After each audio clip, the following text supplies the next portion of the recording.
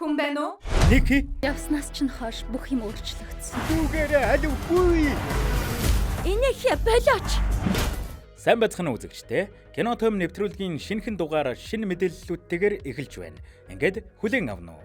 Кристофер Ноланы Одиссей кино аль биесээр ар ангиллал авч зөвхөн насанд хүрэгчдэд хүрэхээр болов. Кристофер Ноланы найруулсан The Odyssey кино MPA буюу Америкийн кино холбооноос ар ангиллал авч энэ зун нээлттэй хийх кинонууд дундаас зөвхөн насанд хүрэгчдэд зориулагдсан хамгийн том блокбастер болох киногоор нэрлэгдэж байна. Одоогоор тус киног сонгодог төлсийг илүү харанхуй, цусд тулаан, айдас төрүүлэм өнгө аястайгаар бүтээж угаана уг бүтээлийг ар ангиллалд хамаарах үндсэн шалтгаан болсон байх хэмээн кино сонирхогчид таамаглаж байгаа бөгөөд MPA аль бие ёсоор шалтгааныг нарийн тайлбарлаагүй байгаа юм.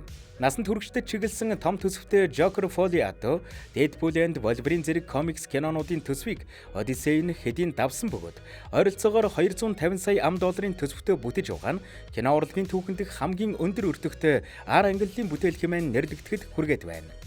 Ноланы өмнөх ар ангиллалын бүтээл болох Oppenheimer кино шүүмжлэгчид, кино наадмууд болон дэлхийн бокс оффист өндөр амжилт үзүүлсэнийг харахад кино студи насны хязгаарлалттай ч чанартай контентийг эрсдэл гэж харахаас илүү стратегийн төвшөнд ялгарах боломж гэж харж байгаа хэмээн шинжээчид дүгнэж байна.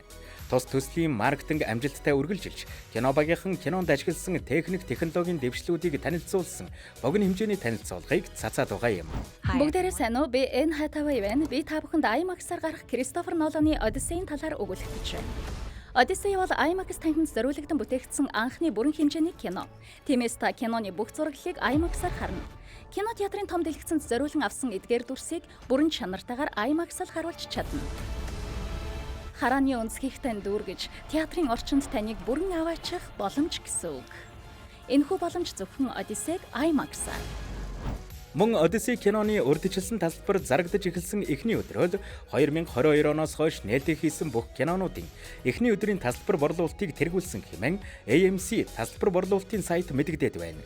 Улмаар Нью-Йоркийн AMC Lincoln Square-ийн IMAX танхимд гарах үзүүрийн 2 ширхэг тасалбар eBay сайтад $1,500 дахин зарагдсан ба Dallas $400, бусад мужуудад $500-аас $1,000 хүрсэн зэргээс харахад киноны хүлээлт асар өндөр байгаатай хинч маргахгүй зэ. The Super Mario Galaxy Movie дэлхийн бокс оффист $1 тэрбум давлаа. Nintendo болон Illumination студийн хамтын бүтээл The Super Mario Galaxy Movie дэлхийн бокс оффист $1 тэрбум орлого олж 2026 оны хамгийн амжилттай төслүүдийн нэг болоод байна. Variety-гийн мэдээлснээр уг кино Америк болон олон улсын зах зээлд тогтвортой өндөр үзүүлэлттэй байж гэр бүл зориулсан контентын эрэлт болон алдарт Марио цувралын хүчийг дахин баталжээ. Тус кино нь 2023 онд нээлттэй хийсэн The Super Mario Bros Movie-гийн амжилтын үргэлжлэл бүтээл бөгөөд илүү өргөн цар хүрээтэй сансрын адал явдал, шин дөрүүд болон Nintendo-гийн Galaxy Wii-ийн тоглоомын элементүүдийг дэлгэцнээ амжилттай буулгаснараа онцлог болж байна. Шүүмжлэгчдийн хувьд дунджаас дээш үнэлгээ авсан ч үзэгчдийн хүлээн авалт өндөр. Ялангуяа олон улсын зах зээлд тэр дундаа Европ, Латин Америк, Азид ихээхэн орлого олжээ. Уудам ертөнц тэнд бий. Асар олон галактиктэй. Эндээс бүгдийг гаргах хэрэгтэй. Яв. Backrooms кино A24-гийн дотоодын зах зээл дэх хамгийн их орлого олсон бүтээл боллоо. A24 студийн Backrooms кино Америк нэгдсэн улсын бокс оффист $100 сая босго давснаар тус студийн дотоодын зах зээл дэх хамгийн өндөр орлоготой кино болж шинэ рекорд тогтоолоо. Уг амжилтаараа өмнө нь $86 сая орлогоор тэргүүлж байсан Everything Everywhere All at Once-ыг ардаа үлдээж байна. Киног найруулсан Ken Parsons нь анх YouTube дээрх богино аимшигын киногоороо танигдсан бөгөөд Backrooms нь интернет соёл дээр суурилсан аимшигын концепцийг бүрэн хэмжээний кино болгон амжилттай хөрвүүлсэн анхны томоохон жишээ болж байна. Төсөв харьцангуй бага байсан ч асар хурдтай төгссөн маркетинг, залуу үзэгчдийг татсан контент нь энэхүү амжилтанд голлон нөлөөлсөн хэмээн шинжээчид үзэж байна. Дараагийн асуулт. Анхнаасаа төөрөхгүй байх ямар нэгэн зөвлөгөө байна уу? Ямар ч барилга руу анхнаасаа битгий ор. Гаднаа л байж чадхаараа хоол вэ. За, ёстой янзтай. Сайхан хариулт байлаа. Кино нээлттэй хийснээс хойш сошиал медиа болон цахим орчинд хүчтэй давлгаа үүсгэж аналог аимшигын төрлийг кино урлагийн зах зээлд амжилттай гаргаж ирсэн бүтээл хэмээн үнэлэгдэж байна. шөөмжлөгчд уг киног уламжлалт аимшигын киноноос ялгарх минималист найруулга, орон зайн сэтгэл зүйн айдас төрүүлэх арга барилаараа онцлог хэмээжээ. Өнгөрөх 7 хоногт Өмнөд Солонгосын кино зах зээлд Каннын кино наадамд амжилттай оролцсон Колони кино ноёрхлоо хатгалж тус улсын бокс офисыг дахин тэргүүлжээ. Шинэ нээлтүүд нэмэгдсэн ч тус кино үзэгчдийн сонирхлыг тогтвортой татсаар орлогын жагсаалтыг үргэлжлүүлэн мандайлж байна. Колони кино нээлттэй 5 дугаар сарын 21-ний өдөр хийж эхний өдөртөө 200 мянган тасалбар борлуулсан нь 2026 оны хамгийн өндөр нээлтийн үзүүрээр тодорсон байна. Улмаар ердөө 5 хоногт 2 сая тасалбар борлуулж, тун удалгүй 4 сая тасалбар борлуулсан зэргээр Өмнөд Солонгосын кино зах зээлд энэ оны хамгийн хурдан өсөлттэй кино болоод байна. Шинэ 7 хоногийн байдлаар Колони нийт 4.7 сая гаруй тасалбар борлуулж, богино хугацаанд үзүүлсэн амжилтаа хадгалсаар Колонийн Train to Busan, Peninsula зэрэг бүтээлээрээ алдартай найруулагч Yon Sang-hoгийн шинэ зомбито кино бөгөөд хурдцтай ховсон өөрчлөгдөж байгаа вирусын улмаас бүслэгдсэн барилгад байгаа амьд үлдгэсийн тухай өгүүлэмжтэй юм.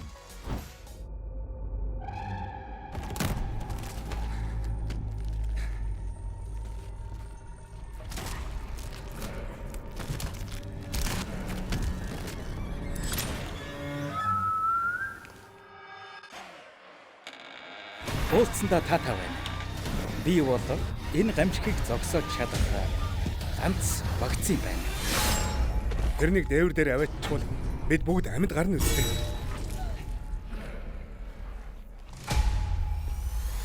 Эндээс амьд гарч чадах хүн үнэхээр байгаа гэж бодоё. Гүгээрээ. Одоо явж болох ба. Амьд байгаа. Дараа Зүүн тийш яваарай. өдөө төгөөчтэй. Хаашаа явахыг л хэлээд өгчих. Жүжигчдийн бүрэлдэхүүнд Жон Жи Хён, Жи Чанук, Шин Хёнбин, Ку Кё Хван зэрэг алдартнууд багтсан нь үзэгчдийн сонирхлыг ихээхэн татахын зэрэгцээ нээлттэй хийснээс хойш найруулга болон жүжигчдийн чадварыг үнэлсэн үзэгчдийн эерэг үнэлгээ амд амьдсан сурталчилгаач дээрх амжилтанд чухал нөлөө үзүүлж байгаа гэж хэвлэлүүд онцолж байна.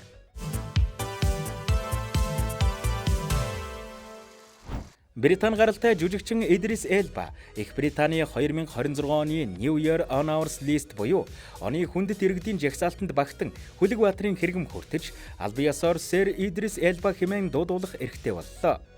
Түүнийг урлагийн салбар дахь бүтээлч карьер, түүнчлэн залуучуудын төлөө хийсэн нийгмийн ажил, сайн дурын төслүүдийг үнэлж, 3 дугаар Чарльз хаан 2026 оны 6 дугаар сарын 2-нд Уиндсорын ордонд болсон албан ёсны ёслолын үеэр уг хэрэгмийг гардуулсан байна. Идрис Элба нь өмнө нь 2016 онд Их Британий төрөөс олгодог хүндэтгэлийн одон хүртэж байсан бөгөөд энэ удаагийн сэр хэрэгм нь түүний олон жилийн хөдөлмөр The Wire, Luther, Thor зэрэг кино цувралынхаа дүрээр дамжуулан Британий болон дэлхийн үзэгчдэд үзүүлсэн нөлөөг дахин баталгаажуулсан чухал үйл явдал болов. Өдгөө 53 настай жүжигчин, хөгжимчин, продюсер DJ Тэрээр 2022 онд Элба Хопсанг үүсгэн байгуулж, залуустад дэмжлэг үзүүлэх, боловсрал болон нийгэм, байгаль экологийн олон төслүүдийг санхүүжүүлж байгаа ажээ. Шагнал гардуулсны дараа Идрис Элба хэвлэлд өгсөн богино мэдээлэлдээ энэ бол зөвхөн миний шагнал биш. Намайг дэмжиж хамт ажиллаж ирсэн гэр бүл баг олон залуусын маань нэр дээр бичигдсэн шагнал хэмээн онцолж залуучуудын төлөөх ажлаа цаашлаж үргэлжлүүлнэ гэдгээ илэрхийлсэн нь түүнийг зөвхөн дэлгэцийн ол бус нийгмийн идэвхтэй төлөөлөгч гэдгийг дахин харууллаа. Сүүлийн өдрүүдэд олон нийтийн сүлжээнд Stranger Things зурлаар танигдсан жүжигчин Sadie Sink болон дуучин Оливия Родригогийн хуучин найз залуу жүжигчин Луи Патрич нар болцож эхэлсэн тухай постууд ихээр тархтаа. Тэднийг найз нөхдийн хамт гадуур явж байгаа бичлэгүүдээс улбаалan шинэ хос гэж тодорхойлсон мем постууд X болон TikTok-т богино хугацаанд олон мянган хандлт авсаар байна. Одоогийн байдлаар хоёр талын аль аль нь харилцааны талаар албан ёсны мэдээлэл хийгээгүй бөгөөд нэр хүндтэй хэвлэлүүд тэднийг үерхэж байгааг баталсан нийтлэл гаргаагүй байна. Цуу яриаг анх бүтээсэн аккаунтууд нь голчлон entertainment төрлийн хуудасууд байсан бөгөөд тэдний мэдээллийг бие даасан их сурвалжаар нотолсон баримт одоогоор олдоогүйг албан ёсны нэр хүндтэй сайтууд онцолжээ. Гадар тэнгэр мэгээ сонсч байна уу? Хариу. Кино том нэвтрүүлгийн хамтран ажиллагч Тэнгис кино театрын энэ дугаард онцолж байгаа кино бол өнгөрсөн 5 дугаар сарын эхээр нээлттэй хийсэн ч одоо хүртэл үзэгчдийн хөл хөдөлгөөн цуваа тасраагүй өндөр сэтгэгдэлтэй хүлээн авч байгаа найруулагч Цэрэн Доржийн Үхлийн тойрог 2 уран сайхны кино юм. Агуулга фильм production Вүү болон Dream Entertainment нарын хамтран бүтээсэн энэхүү кино нь 2024 онд үзэгчдийн хүртээл болж, аимшигын төрлийн кинонууд дунд том тесрэлт хийсэн Үхлийн тойрог киноны 2 дахь хувилбар бөгөөд дахин өөр түүх, дахин өөр мэдрэмжийг өгөх бүтээл болжээ. Энэ удаагийн Үхлийн тойрог 2 киноны гол дүрүүдэд Монгол улсын гавьяач жүжигчин Цог, Нэргүбаатар, Болд Эрдэнэ, ютубер Түшиг болон олон чадвардаг залуу жүжигчид дүр бүтээснээс гадна Үхлийн тойргийн эхний ангийн гол дүрийн жүжигчин Ариун Бямбын охин Номин Эрдэнэ энэ кинонд голлох дүрүүдийн нэгийг бүтээжээ. Энэ удаагийн Үхлийн тойрог 2 төслийн түүхийн өгүүлэмжийн хувьд нас өндөр гарсан Альцгеймерийн өвчтөө аавда ухаан санаа нь сэргэж магадгүй гэж найдан түүний дайны үед эдэлж хэрэглэж байсан зураг, шинээл, шүглэг гэх мэт эд зүйлсийг өгснөөр гол дүр оргилын амьдралд тайлбарлашгүй аимшигт зүйлс ээлж дараалан тохиолдох ажээ. Үхийн сүрэн яасан оройтж явах. Хайцсан бол та. Ахаа, нүүдээс ихэд төчтэй очиж. Тэр хоёроос сонсч гинөө.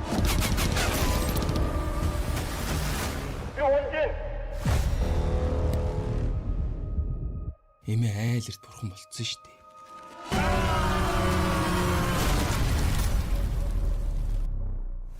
Хаа, би тэтгэлэгтэй тэнцсэн. За ашиггүй. Анхаа гişинттэй дуулгаараа заяа. За миний аав сайн уу? Таныг ээж л гэж бодож байгаа. Ахагч ер нь гэрээ янзалсан чинь энэ ээж юм гарч ирээд аавын ухаан санаас сэргэхэд хэрэг болох юм болов гэж бодоод их чинь аваад ирлээ. Чи шүглээ зүүжээл та. Дандаа орхицсан бах юм.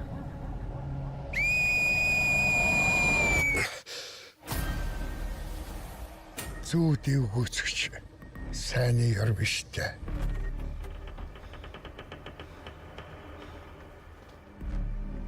Манай гэр бүлд ямар нэг юм тохиолдод байна. Хөлгөө минийхөө.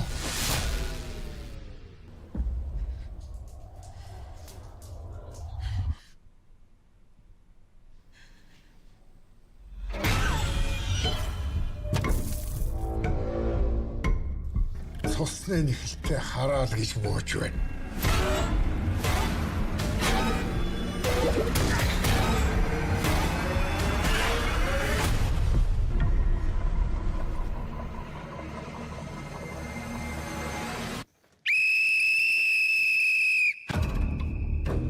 Миний хөхөө нэрээс солиод Сибирь явсан. Таны тус надад хэрэгтэй байна.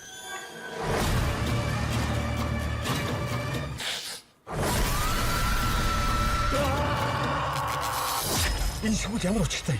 Та мэднэ үстэй.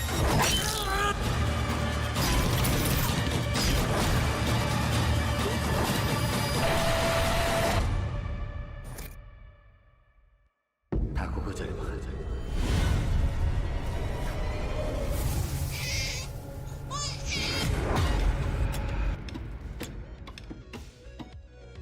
Сонирхуулахад аимшигын киног үзэхэд таныг үйл явдлынхаа яг өрнөл дунд дэрэгдэн байгаа юм шиг мэдрэмж рүү хөдөлдөг чухал зүйл бол киноны жихүүц төрүүлэм хөгжмийн зохиол, дуу шуум, дууны найруулгын ажил юм. Тэгвэл киног бүтээгчид хамгийн чухал хөгжим, дууны найруулгатай холбоотой бүх ажлыг Таиландын уран бүтээлчидтэй хамтран Vanilla Sky студиэр хийлгэж бүтээжээ. Та хэрвээ аимшигын кинонд дуртай бол тэр дундаа үеийн үр, үе дамжсан хачирхалтай сэтгэл жихүүцэн үйл явдалтай кинонд дуртай бол та заавал кино театрыг зорж дуу дүрсний гайхамшигыг мэдрээрэй. Төсөөлснөөс илүүг тэнгисээс.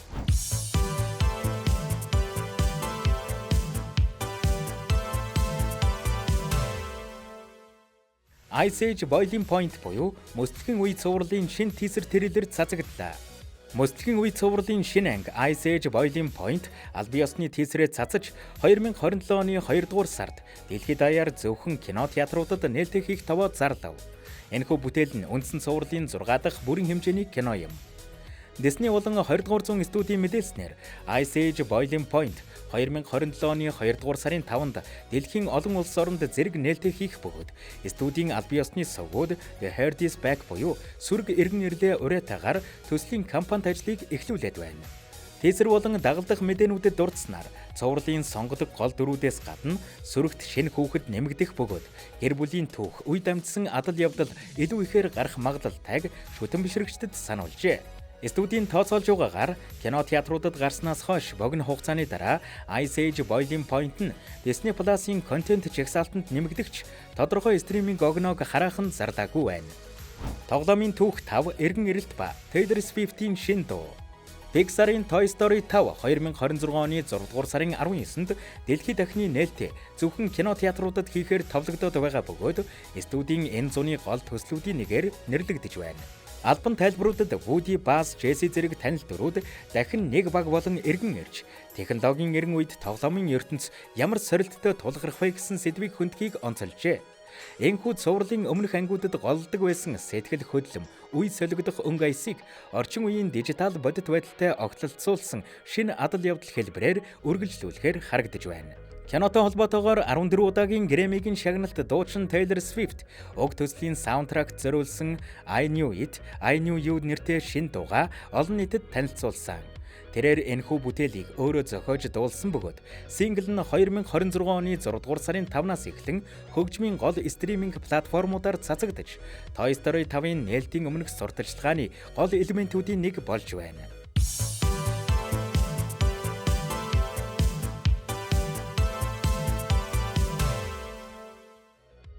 Хойд Америкийн бокс офис өнгөрсөн 7 хоногт тун сонирхолтой кино нээлтүүд өөрчлөлтүүдтэй байлаа.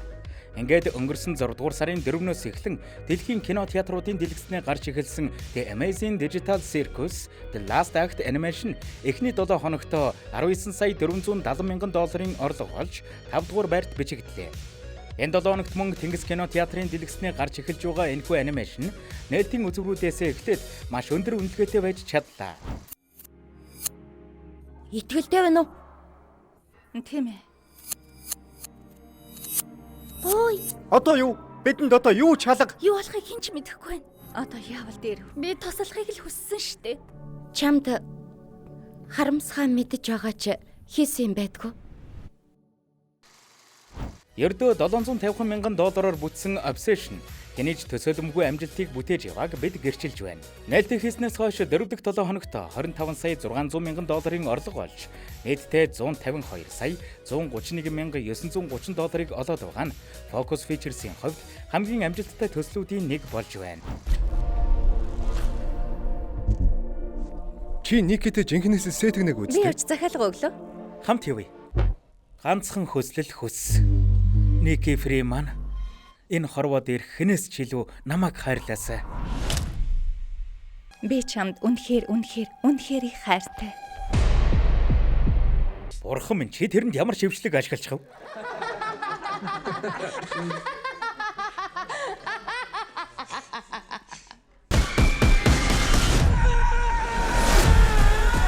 Ники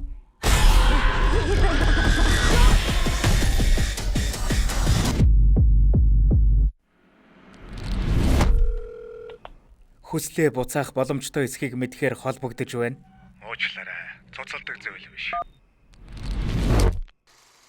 Харин 3 дугаарт өнгөрсөн 7 хоногийн 1-р бичигдэж байсан залуу найруулагч Ken Parsons-ийн Backrooms 2 дахь 7 хоногт 25 сая 942 мянга 933 долларын ашиг олж нийтдээ 135 сая 57 мянга 858 долларыг олжээ. A24 студийн ээлжид энэхүү бүтээл энэ 7 хоногоос эхлэн Тэнгис кино театрын дэлгэцнээ гарч Монголын үзэгчдийн хүртээл болох нэ. Би нэг юм олсон. Юу эсэ? Тустай газар байсан.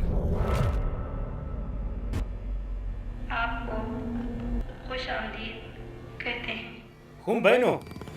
Ямар сонсогдохыг мэдэж байна. Гэхдээ маш том газар байсныг л ойлгоорой. Итгэхгүй байна гэж хэлээгүй шүү дээ. За. Бичиж байна уу? Тийм ээ. Дагаад яваарай. Кларк, энэ юу юм бэ?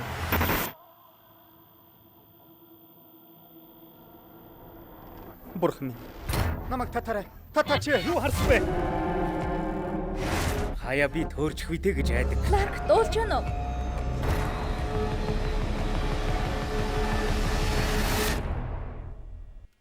Хүн байна уу?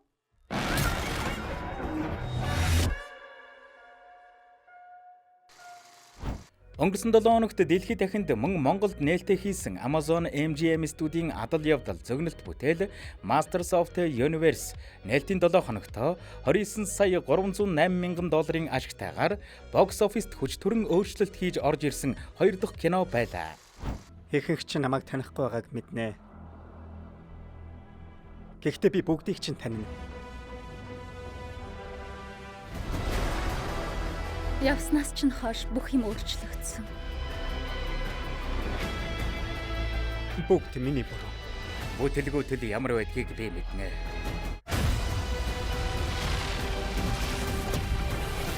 Надад хүч байна. Энийг нь зодон хүсчээ. Надад эрэхтэй, эмэгтэй юу ч байсан хэрэгтэй. Чамд хүч байж болох ч. Ашиглахаасаа дэндүү их айж байна. Итгэж болно шүү. Би яаж ашиглахаа мэднэ.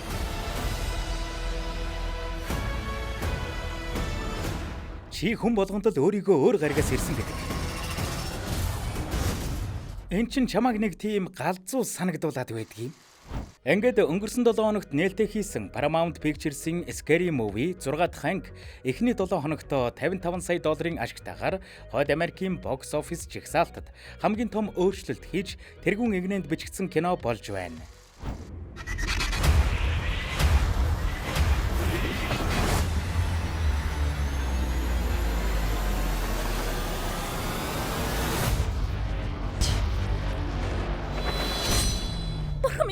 Энэ эмэгтэй хутгалчихлаа. Эмэгтэй биш ээ. Би эр эмгүү сонирхдог. Тэрнийг хутгалчихлаа гэж. Би дэргээд ирлээ. Санаа бид Халлоуны үдшилтэйг гэж дуулаад бидний дуух юм онцгой хөгжим эрлиз ижил хүүснүүдийн тоглоом бий. Яагаад эрлиз гэж? Инээхэ болооч. Дүүгээрээ алуугүй.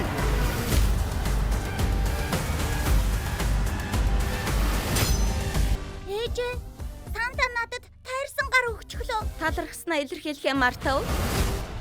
Ямар гэж? Туслаарай. Хүүхэн гой. Би дамарч байна. Өөрийнхөө асуудлыг өөрөө шийд. Би өдрийн цайны хагахаа хавиргыг идчихэд аянда очно гайгүй. Өөлөгч юм бэ? За ингээд бидний бэлтгэсэн мэдээллүүд үгээр өндөрлөж байна. Дараагийн дугаараар эргэн уулзтлаа баяртай. Бидэнтэй хамтран ажилласан Тэнгис кино театр, Комбучиа Монголиада баярлалаа.